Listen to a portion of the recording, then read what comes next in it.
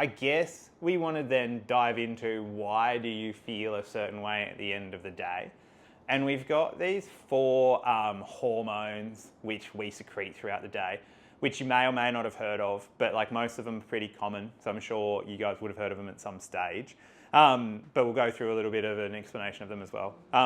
You have cortisol, oxytocin, serotonin, and dopamine. And so cortisol is what they commonly refer to as the stress hormone. And so that is, makes us alert, gives us a little bit of energy, allows us to focus. And it's a really primitive thing where like when we would detect threat or danger, our cortisol levels would elevate and we'd be able to go. And having cortisol in your blood is not a bad thing. We actually need it to get motivated and focus and all those kinds of things. But if we're chronically running around with really elevated cortisol levels, or if we're spiking our cortisol levels at night, then that can be a bad thing and it can start to impact our sleep. In saying that, it's actually really normal for our cortisols to rise in the morning because we go from sleeping to awake and we want to be alert and everything like that. Next, we've got oxytocin. So oxytocin, I like to think of, is the hormone for connection. And so you get oxytocin when you feel connected to others. So when you have a sense of contribution in your work, simple facts like hugging someone or physical touch. I know it's a therapeutic method we use, they call it therapeutic touch, but it's really when you get a massage or when you get some like soft tissue work done, your body starts to secrete oxytocin, which is almost like the opposite of cortisol. So it downregulates your central nervous system. It makes you feel calm, it makes you feel secure, it makes you feel happy. And so oxytocin, I like to think of, is the connection hormone. Next, we've got serotonin. So serotonin is kind of like the value that I bring or what strengths can I bring to the situation.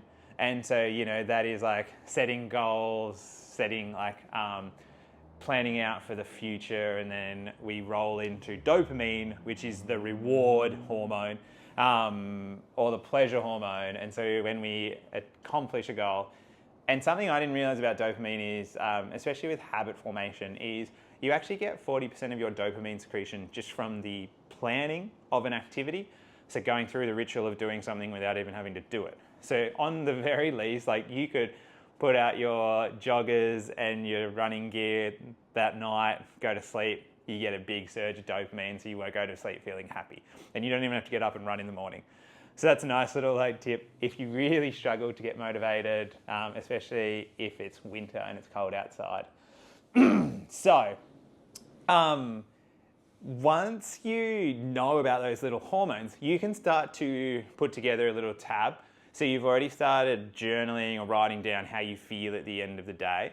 And then you can start to link in what feelings you were feeling with the hormones that you were most likely secreting throughout that day.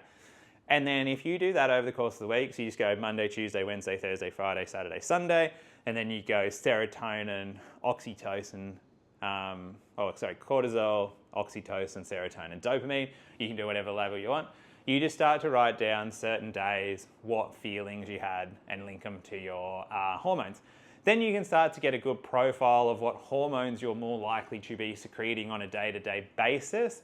And then from there, you can start to reverse engineer what do you need more of. So what are going to be the helpful habits and behaviors that you can set to achieve them?